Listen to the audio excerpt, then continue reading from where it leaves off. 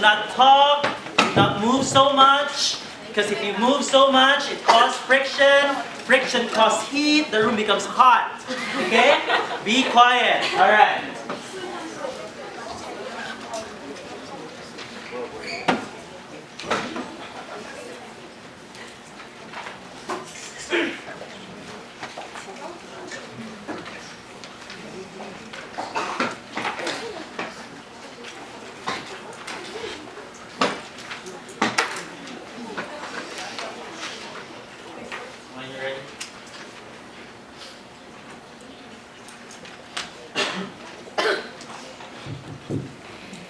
Madam Speaker, ladies and gentlemen, the miracle of Han River has brought Chinese economic growth in South Korea. But we believe that economic growth is not everything. We see that there are much more important values that this miracle ignored. We believe that at the end of the day, the government failed to create a healthy society, a healthy economy that can sustain on its own, that can make iPhones instead of ships. We see that today, because there's so much consequential harms of the miracle of Han River, we think that today it's not enough for the opposition to come up with the podium and say that we achieved economic development done. Because we think that there's so much consequential harms that resultantly follow the miracle of Han River, as we're going to prove to you through our following speeches. So directly going on to definitions. We would like to define the miracle of Han River as the period of rapid economic growth in South Korea following the Korean War, during which South Korea transformed from a developing country into a developed country. So in other words, we would like to define this as the period of economic development when development was heavily led by the government instead of the economy. We would also like to point out that we're not comparing the miracle of Han River with no development at all, because we think that even without this extremely accelerated abnormal development, we think that development will have happened at a more steadier, in a more balanced way. So today, what are we going to prove to you? We're going to prove to you three things. Number one, we're going to prove to you of the inequality. Number two, we're going to prove to you about how this further prevented economic development. And our Deputy Prime Minister will talk to you about the maturity of citizens. So directly going on to our first argument about inequality. I have three levels of analysis. The first analysis is the centralization of resources.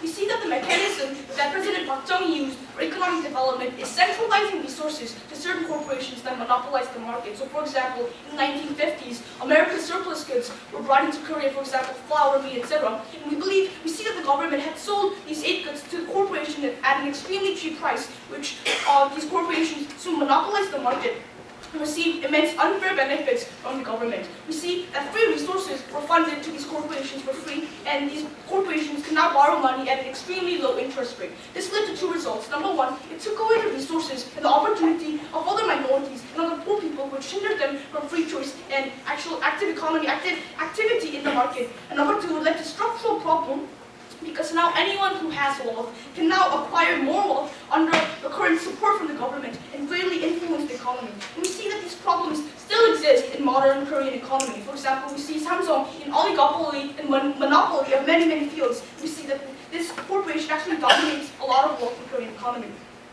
So the second analysis is selective regional development, that the Park regime selectively chose and developed certain regions. For example, in the Yeongnam region, the government actually built companies to make it into an industrial region.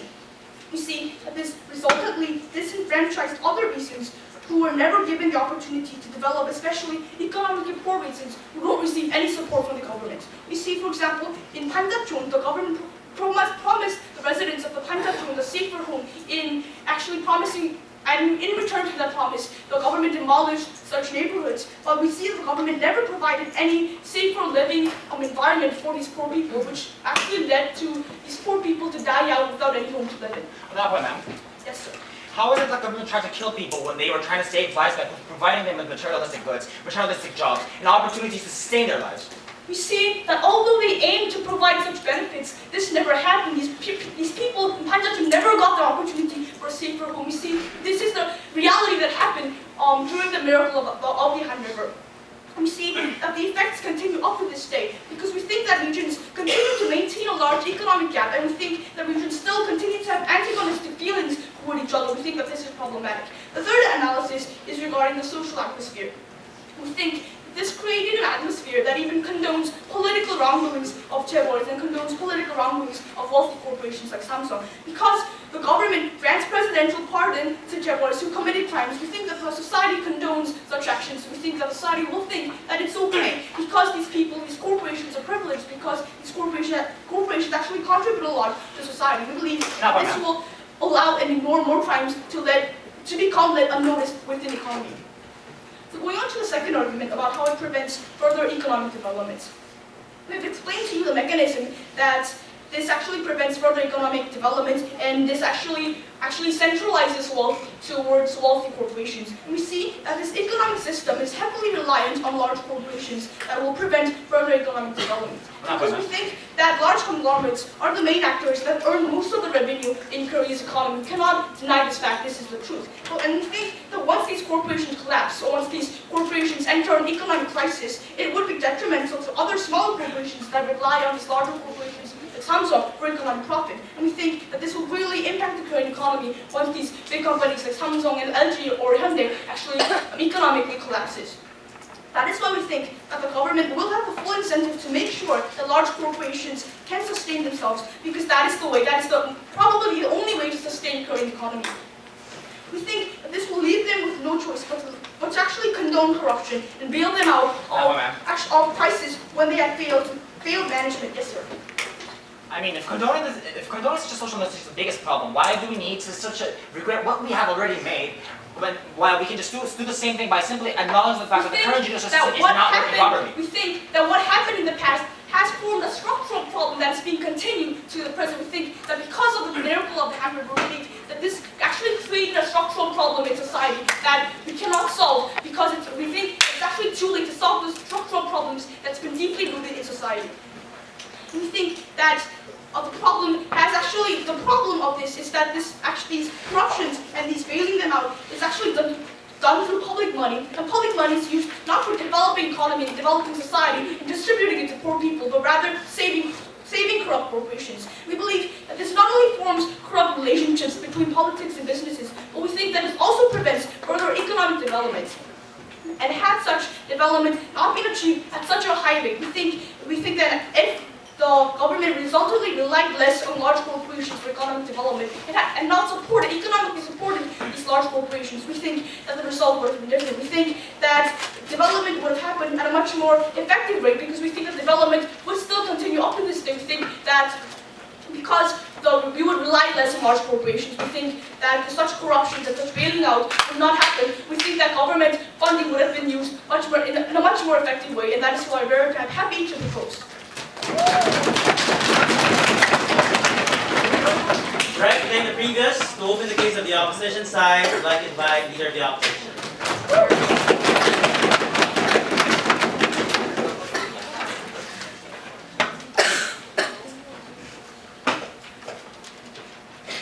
After Japan's rule finally ended, South Korea was left with no firm government, no leader, a broken economy, and people who were in deep poverty.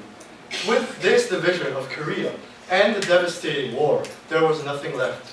In this situation, it was the government's responsibility to find methods to protect its citizens from further degradation. They prioritized certain fields over others. Poverty is a result of disempowerment and exclusion. Poverty is not only a lack of material goods and opportunities, but the lack of social goods, such as health, freedom from fear and violence, and the ability to live a life with dignity. The former can obviously be obtained through economic development, but the latter can also be obtained with economic development, especially in the case of Korea. Korea was a poor nation, so selective development was necessary. Too many cooks spoiled the broth, and our government could not afford to spoil the broth. Before moving on to our constructive arguments, I would like to rebut to a few points that were made by the proposition. So, they said that the government supporting certain enterprises was not natural. However, we think that government, supporting certain enterprises, is natural. What is important is investment, and where that investment goes.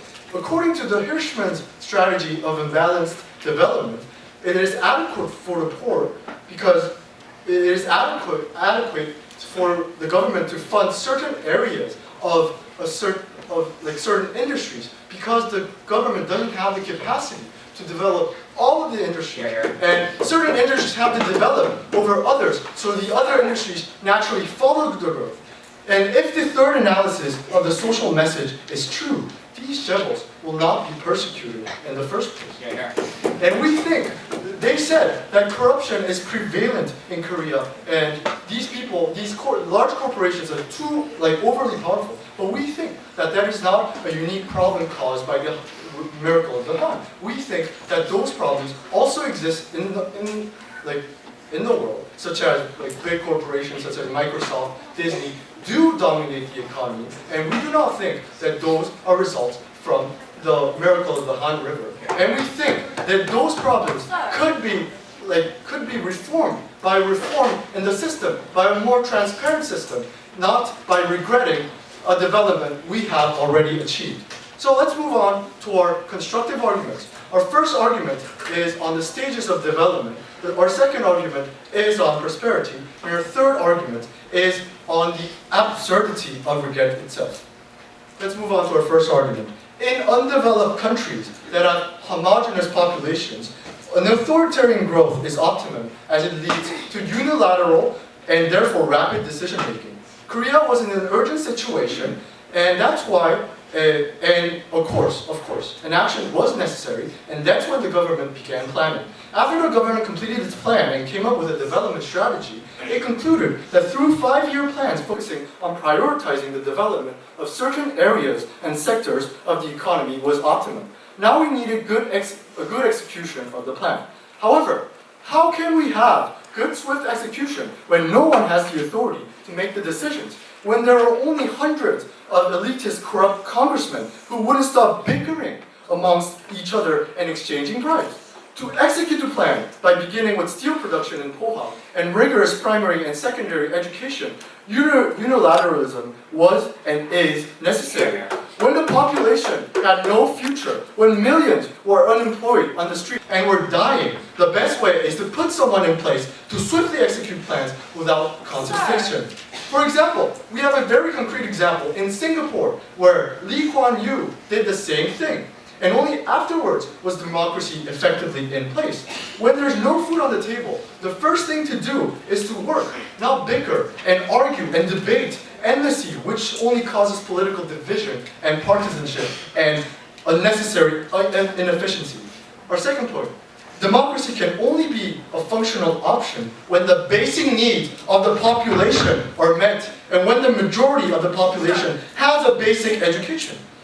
India is an example of a country that started with democracy before economic development.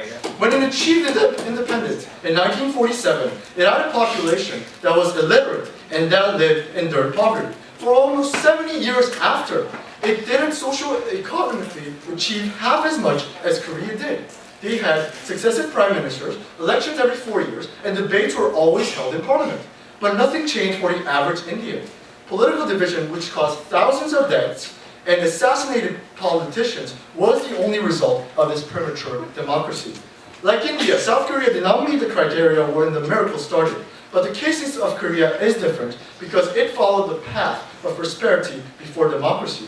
Pluralism and debate is what is at the center of democracy. When the people are illiterate and are starving, how can democracy function effectively?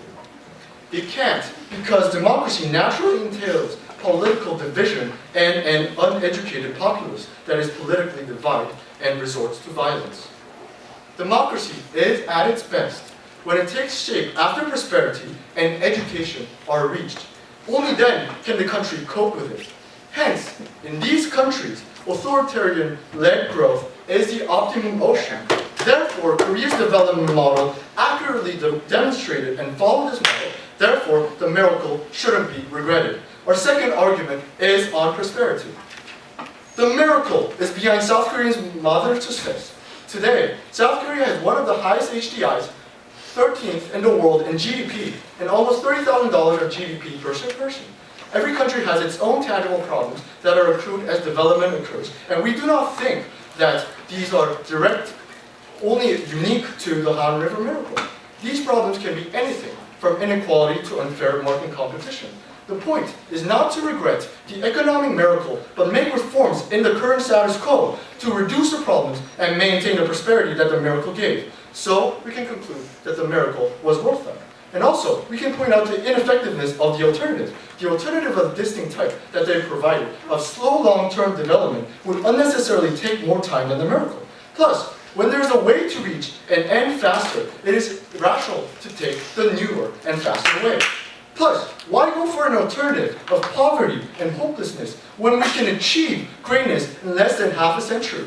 The government is ignoring the necessity of development to become a viable country in today's competitive world. It's good to be introspective and thoughtful, but sometimes when people are dying and nobody has a decent education, what matters is to put food on the table for your citizens and for your family, and that is why we're proud to propose. Yeah. President Kiedis, let me invite the Deputy Prime Minister.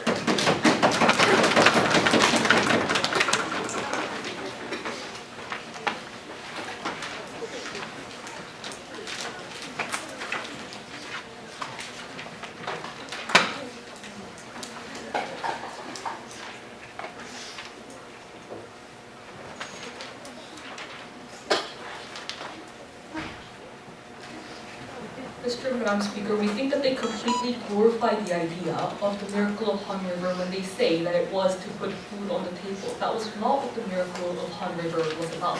It was basically the idea of taking food that other people could have eaten, taking clothing, taking houses from other people, in order to concentrate the wealth on the rich, in order to concentrate the wealth on certain selected members of the society, selected not based on the wealth that selected not based on the qualifications or the contributions that they can make to society, but based on the relationships that they can may or may not have with other kinds of politicians. Selected mostly based on the standard of arbitrariness. Moreover, it was the idea that even after development, they could not be held accountable, because that's what we see in the status quo right now. Most of the people who benefited as a result of the miracle of the Han River do not have or hold any accountability for the people that were sacrificed for their development. We don't think that's a stable society that we should look at. That's why we're very proud to propose on our side of the house. I'm going to tell you three things. No, thank you. Three things. I'm going to give three rebuttals in my speech, and then move on to the constructive about the maturity of citizenry. Firstly, I'm going to rebut to the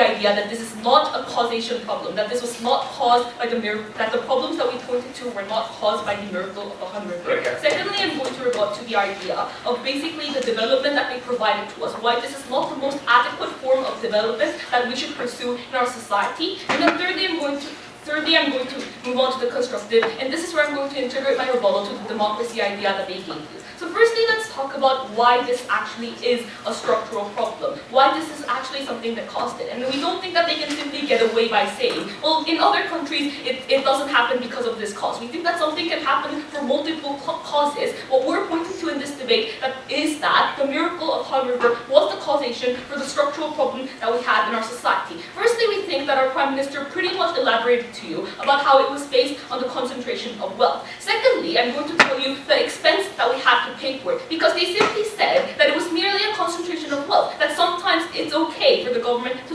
select who we're going to concentrate goods into. But it isn't that we merely concentrated goods. We took goods that other people had, other people could have had. We kicked people out of the houses that they lived in with promises that they're going to live better lives. We did not give those people better lives, because we see, even in the current status quo, there are people who are living in the most isolated parts of society. That's a continuous problem in our society, but we cannot solve it. Why is it that we cannot solve it? That's because we have created a structural problem in which it's very hard to reverse the already existent economic structure that has been created by the concentration of wealth. It's very hard for you as a poor individual who does not receive opportunities who have been given to other individuals who have received the concentrated benefits of the government. It's hard for you to reverse that social structure as an individual. But fourthly, and most importantly, we have created a citizenry and a government that is indifferent to that social problem, because we have constantly told them that results are the most important thing, that it's okay because your GDP has risen.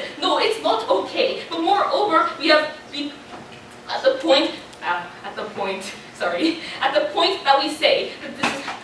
at the point that we say that this has solved the problem for all of us, that the development has happened, so it's okay. It's now up to the individual. It's your fault if you are poor. At the point that you say that, we think that that's a structural problem created by the miracle of the Han River. And fourthly, we think that we point to the fact that wealth is usually relative in a lot of countries. That is to say, if someone else is much more richer than you, it doesn't really matter how much good or how much utility that you have. That is to say, even if the country developed as a whole, we don't think that at the point that certain people are not given, are not exposed to benefits that other people should have, we don't think that that's an improvement in their quality of life. Secondly, let me rebut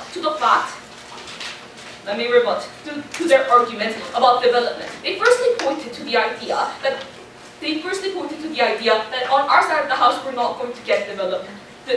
We're not going to get development, or even if you did, it's going to be very minimal. We don't think that that's true, but moreover, I'd like to first point to you that the comparative that we have to make is not the situation in which the war ended, because that's not a stagnant situation. At the point the war ends, because it is important for people to sustain their lives, we think that that incentivizes a lot of people to work, a lot of people to come up with ideas in order to sustain their lives. We think that that's the natural change that we have to be going for in this country, not the arbitrary one, not the artificial one that we had to make. But moreover, we think that there could have been investment from other parts of the world or other people who did have wealth within our country. We don't think that it had to be selected. We think that there were other countries who developed in a similar way. But thirdly, we want to ask a question regarding whether extreme development is crucial to the society to the extent that other individuals have to be sacrificed for it. Because when we say extreme development, that's when we're talking about the miracle of the Han River. That's a change that was very artificial. That's a change that individuals did not see coming. We don't think that that was necessary. We think that what was necessary was for individuals to have food on their table. We think that that could have happened even without the miracle of the Han River.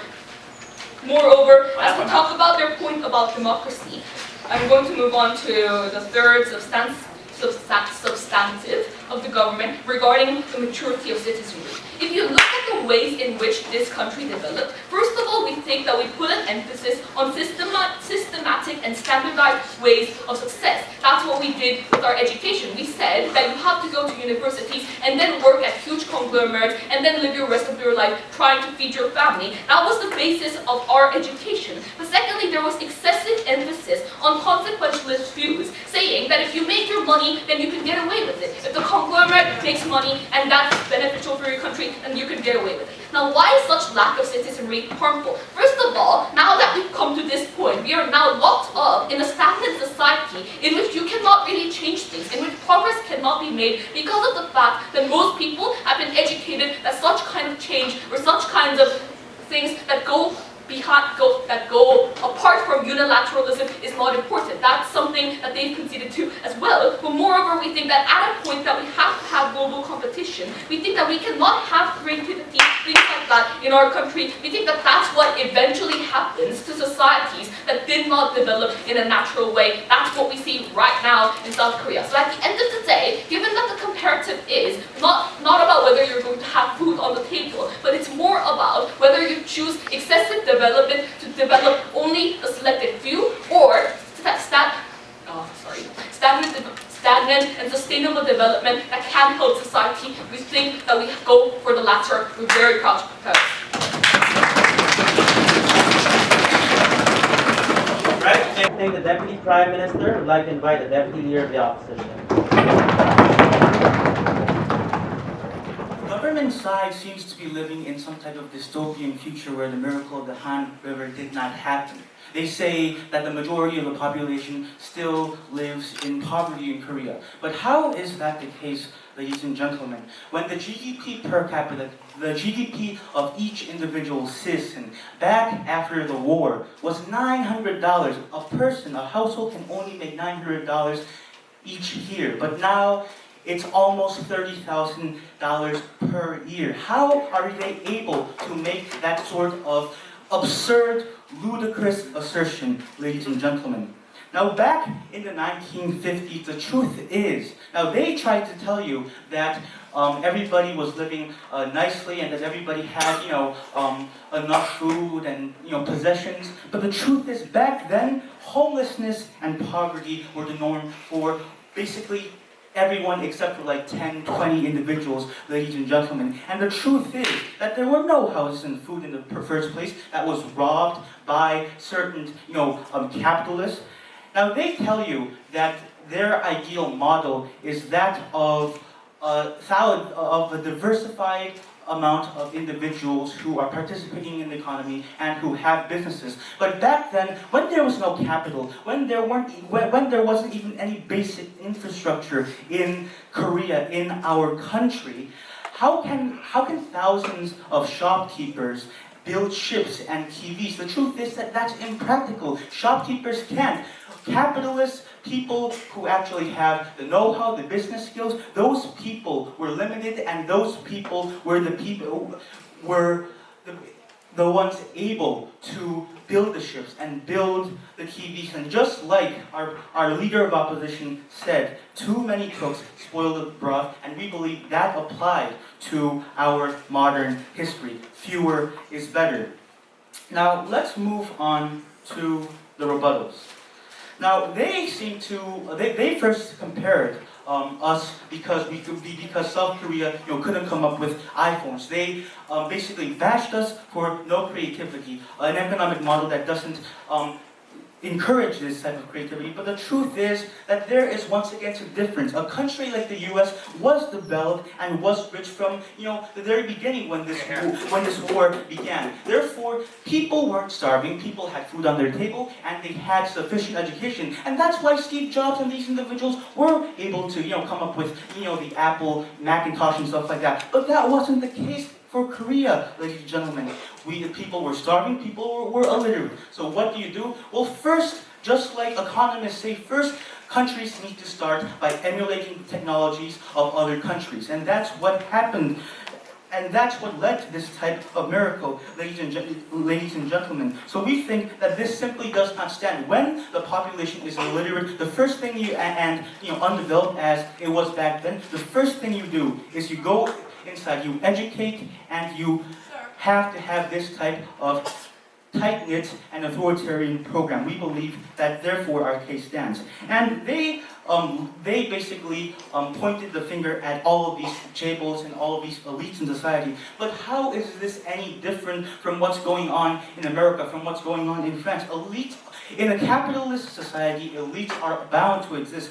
In America, it's going to be Wall Street companies that get bailed out, regularly by the U.S. government. In, France, we have these things called Société Anonyme, and these elites continuously, and these elites continue to drive the economy while being elites in society. So we think that these harms are not unique to the system. And they talked a lot about diversification. Yes, but we believe that just like Japan, the economy is going to diversify in the future. We are in a transition period. Now let's look at Japan. Japan basically did the same thing. They took and copied technology from Western countries, and then they produced products of their own. But after that, what do we see now? We see that the economy has diversified as they've not simply regretted their development, but they've made reforms to the structure of their government, to the structure of their economy, education system. And now we have startups. We see Japan, churning out more patents on a yearly basis in the U.S. So once again, considering the fact that this country followed Japan's model, we think that this type of diversification is something that the future will include. Moreover, just look at the statistics, ladies and gentlemen. The Han River creates a situation where we stand as a member of the OECD, a member of the UN Security Council in many ways. So we think that this type of assertion that Korea is still in a hellhole does not stand. Yes? How does that help the very people who disenfranchise the pawn? We did not disenfranchise anybody. With this type of prosperity, democratization, as the theorist said, occurred. And when this type of democratization occurred, well, the truth is that people have the right to vote. People have, access to food and water, and very few people actually live off of $900 per year right now, which wasn't the case back after the war. So we think that this type of characterization that the proposition is trying to force upon us simply does not stand. And just one last point about how they criticize the education focus on materialism. We believe that that's how meritocracy works. Success entails material wealth, and teachers trying to encourage that. There's no problem when it comes to that. Let's go on to the final argument. Here I'd like to talk about the absurdity of regret. Regret, the truth is something that is required when the effort or endeavor was dreadfully a failure. We don't see that with the miracle of the Han River. We were able to develop, reach prosperity, and then democratize.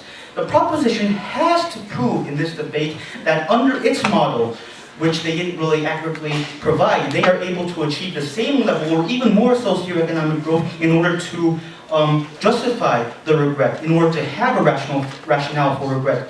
With the examples given by our side, such as India, we see that the alternative ideal model does not achieve as much, not even half as much, just like India, socioeconomic development.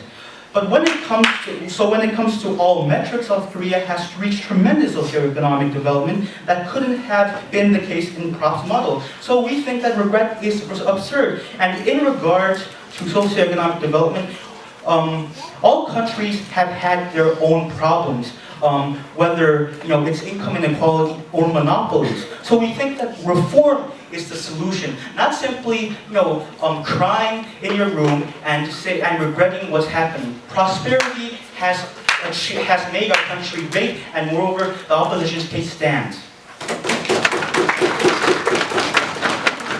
Right, the previous, we'd like to invite the government web speaker.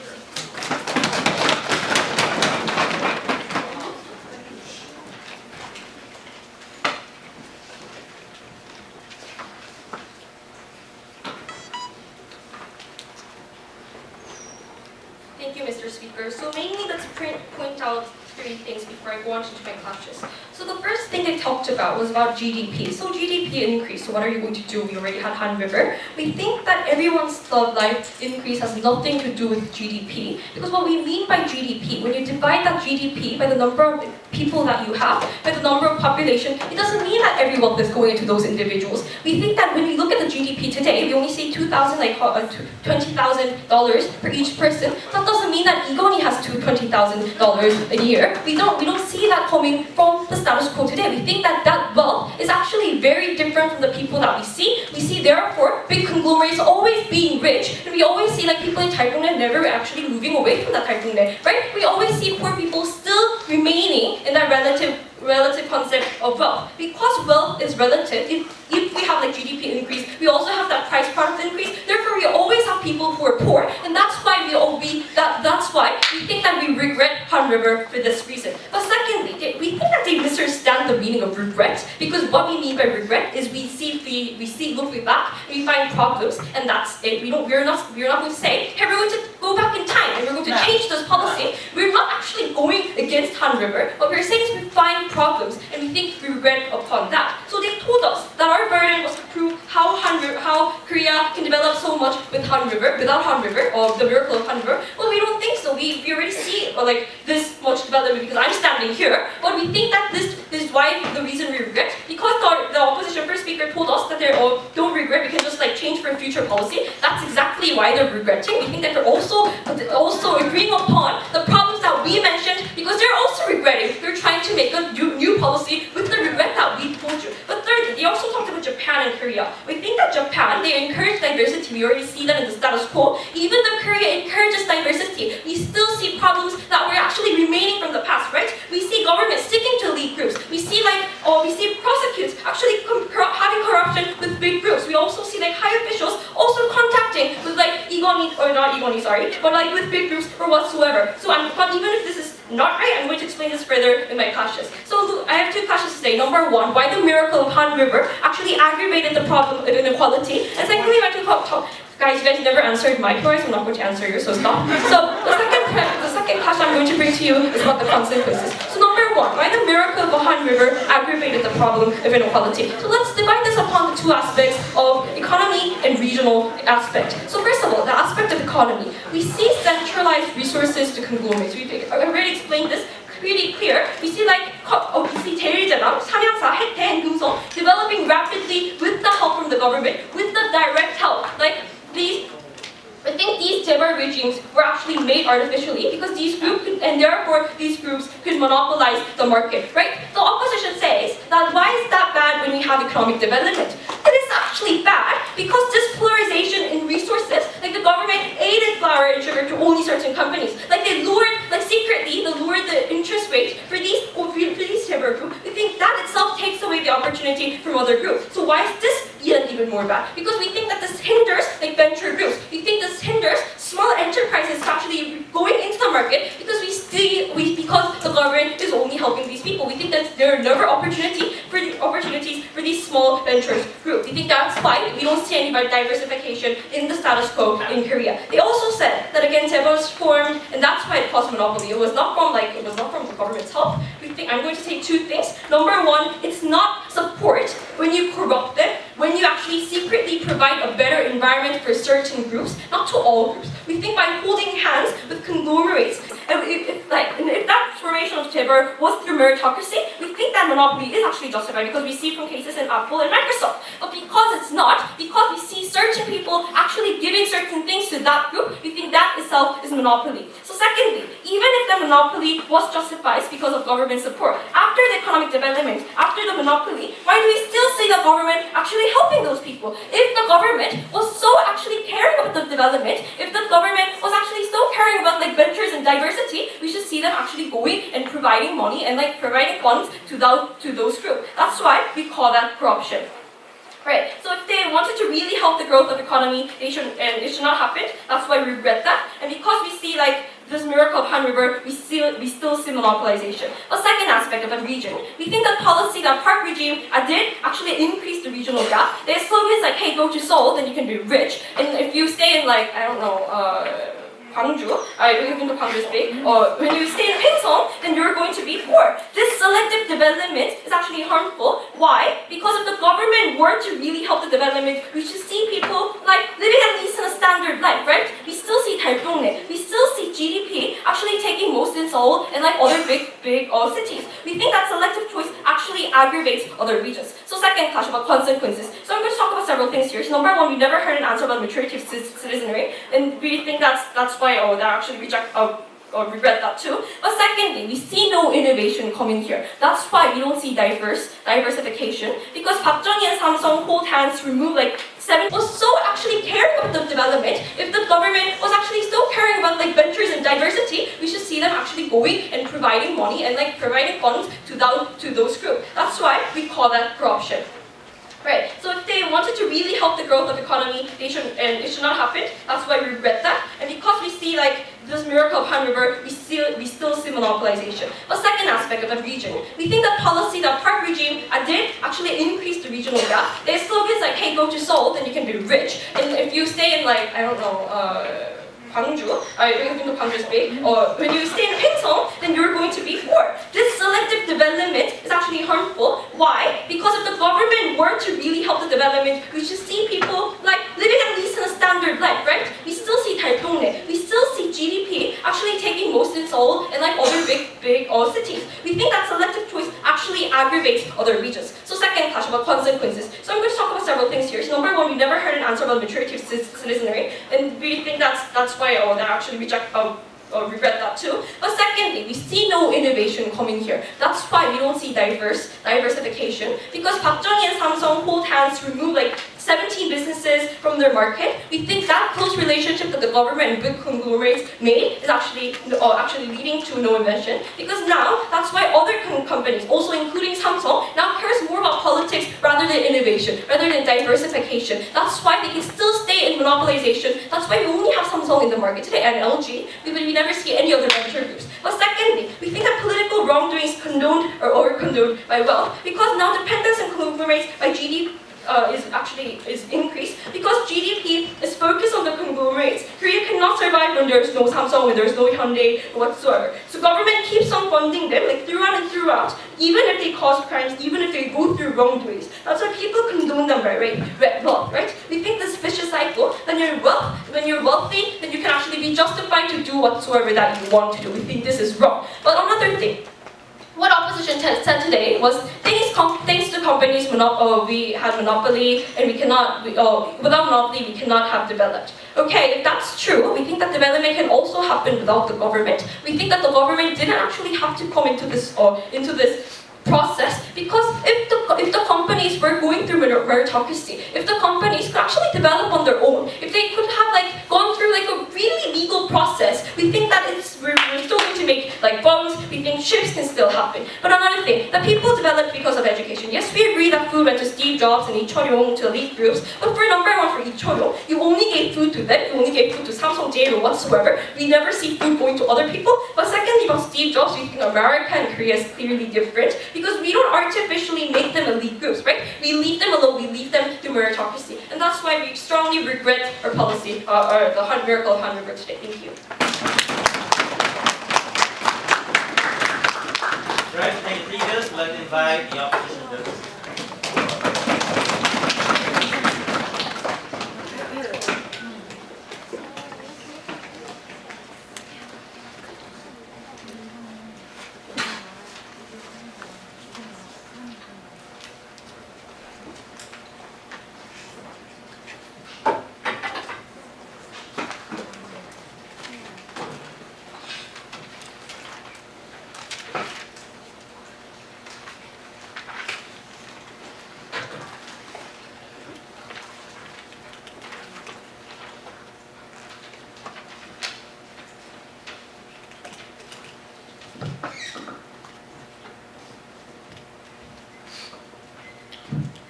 Can everybody listen to me?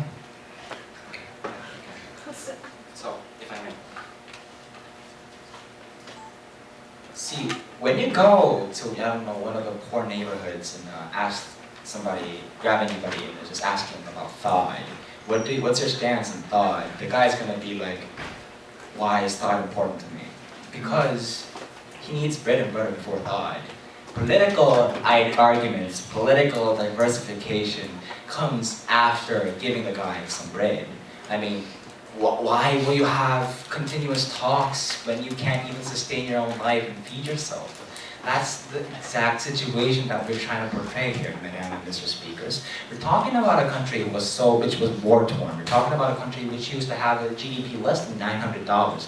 We're talking about a country that now is a member of OECD, now is a member of UN, now it reaches a GDP of $30,000. Now they say that GDP isn't accurate or whatsoever. They say that Lee and all these rich people make a lot more money, therefore GDP isn't accurate. But you know, we're speaking common sense here. GDP is a global denominator on showing how developed the nation is and how rich and wealthy the nation is. Now, if that's the case of them trying to neglect GDP or whatsoever, we can't say developed nations to any kind of countries, because the number one reason we call them developed and whatsoever is because they are affluent, and such affluency is proven through statistics like GDP.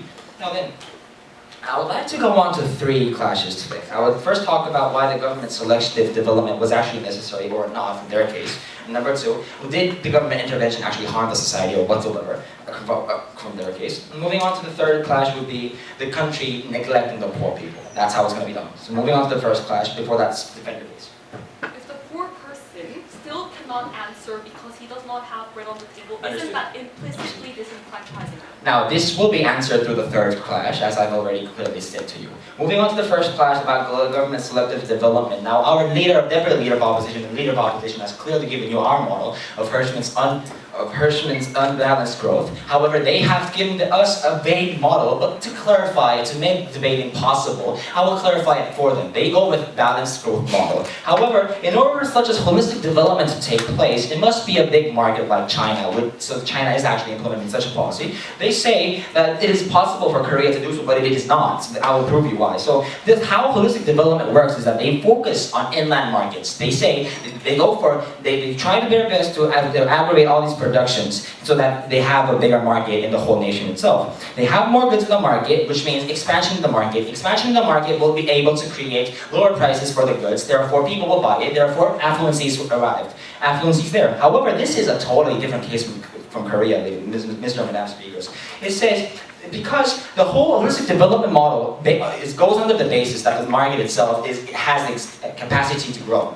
However, Korea, we're talking about, is not a huge nation like China. It's not a huge nation with all these natural resources where we can develop our own society on our own, Mr. and Madam Speakers. We need other interventions we need the global market to help us out. That's where the Hirschman selective development model comes in. So the selective development of unbalanced growth goes to selectively supporting some certain criteria of the economy, which leads us to a possibility of entering the global market. Now, for the 70s, it was the steel corporations. 80s, it was the clothing corporations. 90s, it was the cars. Now, it's the technology. The government is selectively and has been supporting such countries not for making rich jables, not for their own greed, but to give us a say in the global market and the global standard. Now, going back to original clash, does the government selective development did any kind of good? I mean, that was the only possible option for us. I mean, the war-torn country could not have sustained the whole society. They cannot find any kind of every single poor person and give them direct feedback, direct support. In order to make the society viable to the global economy, the nation had to select a few criteria and support them and have a say in the global market because Korea is small and without any natural resources.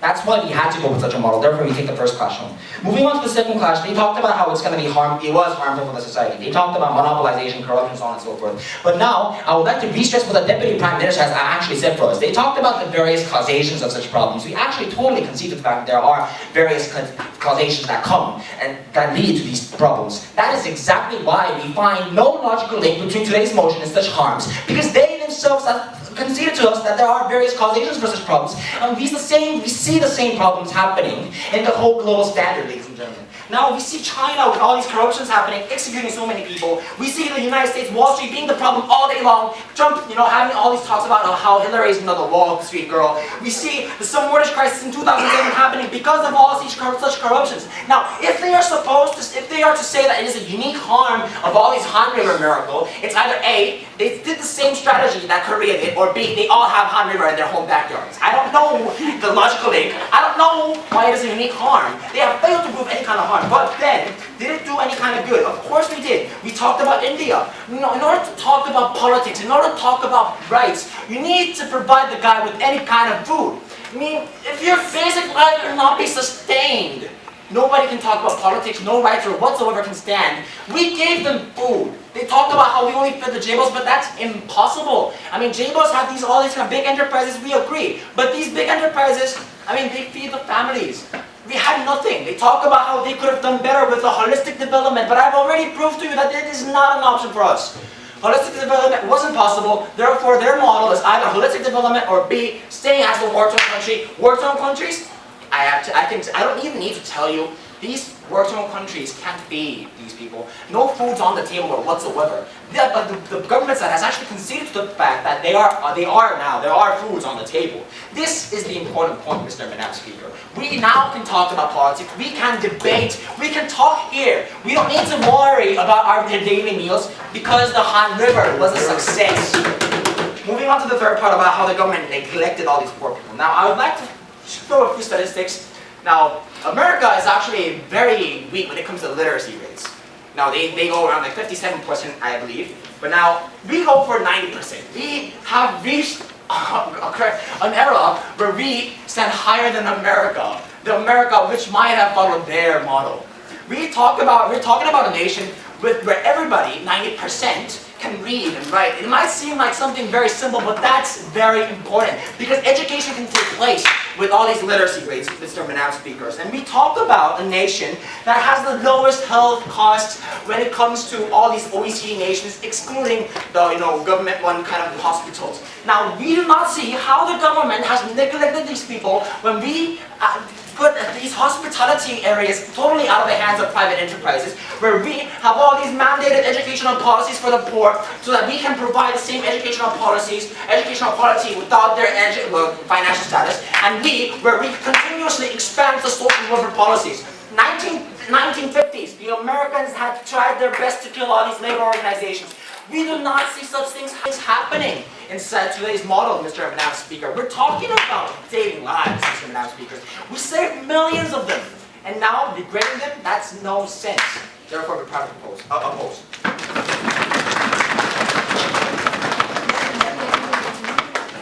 Right, thank you, previous speaker. I'd like to recognize the opposition replies.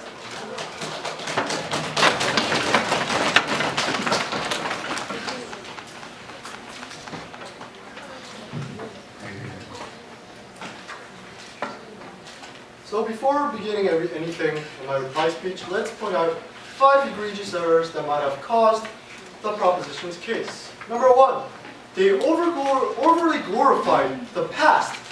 Korea as a country that had the wealth, that had the opportunity to develop holistically.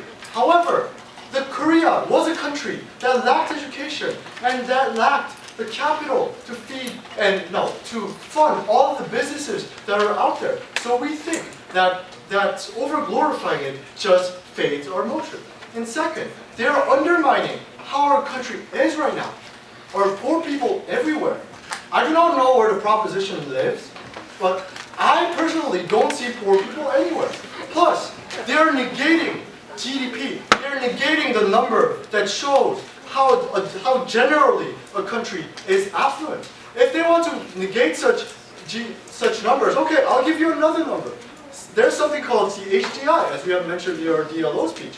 HDI considers the education level, the literacy level, healthcare, and the life expectancy level.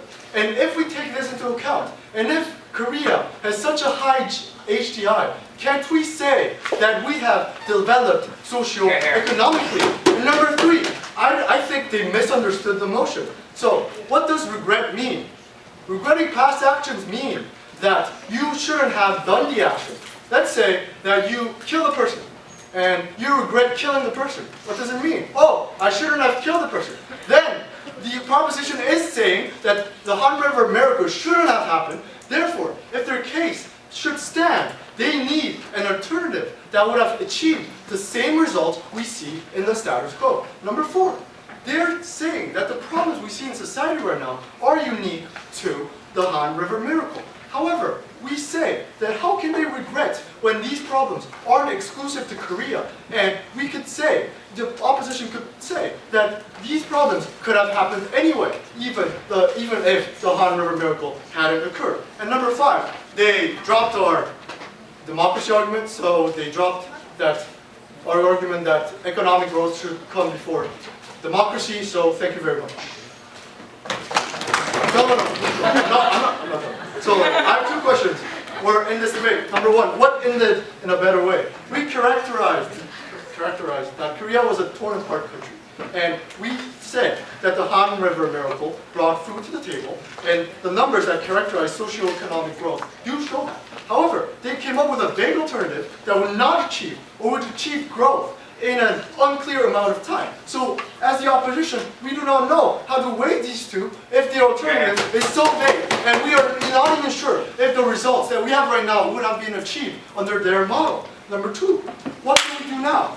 We both agree that we need to reform where problems exist.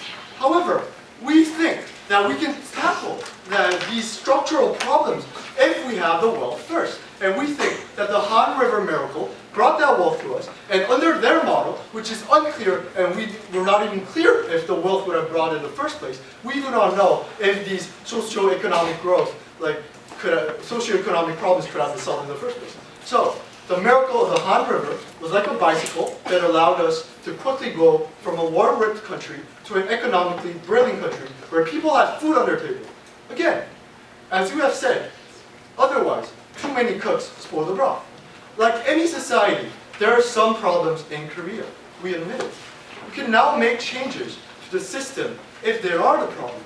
And we strongly believe that that basis where we can finally look at our society and make changes to the problems that we have is because we have the wealth and because we had the miracle of the Han River. Last question. Who takes the cup home?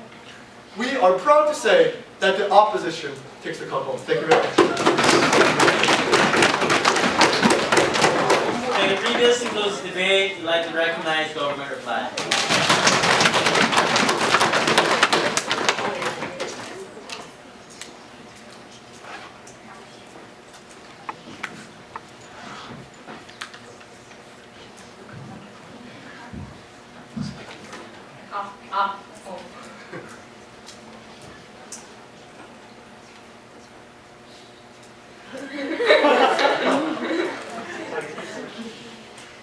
Mr. and Madam Speakers, I tell you that everyone in this room is privileged. And the very problem with their model is that because you know you're privileged, because they know they're privileged, they don't really see that there are poor people in this country. And they ask us where we come from or where we live. We actually live in Pyeongtaek, where there are poor people, where there are people who don't care about the government. And we think that that's what this debate is about. They don't really understand the situation in Korea right now, where there is a strong gap, a strong economic gap that cannot be overthrown because it's a structural problem. I told you from the beginning of this debate that this is structural, but before I go on, let's first talk about the word regret, because apparently that's what this debate seems to be revolving around, according to the opposition reply, right? And that's why you listen to the government definition. We told you from the beginning that by regret we mean that this is going to be a retrospective debate in which you ask, did the harms outweigh the benefits or not? We clearly tell you at the end of the debate that the harms outweigh the benefits. That's what I'm going to tell you. But moreover, the reason why we gave you the alternative of sustainable development is to tell you that the comparative is not zero development. That was our point. We had no burden on our side of the house to prove the efficacy of the alternative, but the point was that sustainable development was a plausible one, that the country wasn't going to simply stay stagnant. I already told you why that's the case in my speech. So let's first talk about the idea of structural problems. And apparently the opposition would point it out quite well that if you don't have bread on the table, you can't think about thought. That's exactly the problem right now, because at the point that you say that the economic disparity is too great, we think that the people who are not privileged enough cannot be accountable, cannot be asked to think about political problems that are going to be influential for them. That is to say, the people who have benefited from the concentration of wealth are those who are in power. There's a political tie between the economy and politics. That's what I told you in my speech. The only response was, well, I think their stance about harms was quite strange because, well, the leader of opposition basically told us, well, if there are harms, we can reform. And then the opposition whip suddenly says that the harm is not unique. That's not the burden on our side. The burden is that for us to prove that there are harms. We think that the opposition whip is good with bringing up a lot of things that the team has said before, that team hasn't said before, but apparently it hasn't been a very clear linkage for them in winning the debate. Moreover, we told you that this problem is a structural one by saying that this creates a lot of condonance for things that were illegal, things that were unfair. These were not responded to. The only response you get is, well, it's okay because we have development now. But the problem is, we cannot change the systematic problems at this point because the people who have wealth are apparently the people who have power. And apparently the people who have power usually get to decide about what happens to our society. We think that's unfortunate but true. Finally, let's talk about development because that was the core of their case. We told you, we first asked the question, what is vital to a society besides things like development? We told you that there were things that are also necessary, things like equity, things like equality. We told you that these were things that weren't being achieved. But moreover, we told you that under the model in which the miracle of the Han River did not happen, we think that these things could have been achieved to the fullest, to a better extent than right now. But moreover, we told you that development did not have to be as extreme. We're not saying we don't want zero development. We're not saying we want zero development. We're simply saying that if we want to have development, sure, let's go with development. But we don't think that we should go extreme. We don't think that it was absolutely necessary for people to have this much in 50 years. We think that we could have coped with a little less development than this. this, but we think that if that had happened, we think that we could have granted people more rights. We think that we could have taken less from people who were disenfranchised. We think we could have infringed upon the rights of people less. And at the end of the day, if you think that this is the balanced version of society that you want, not simply one in which the economically favored people who the society's wealth was concentrated upon benefit, if that's the society that you don't want to see, you stand with government.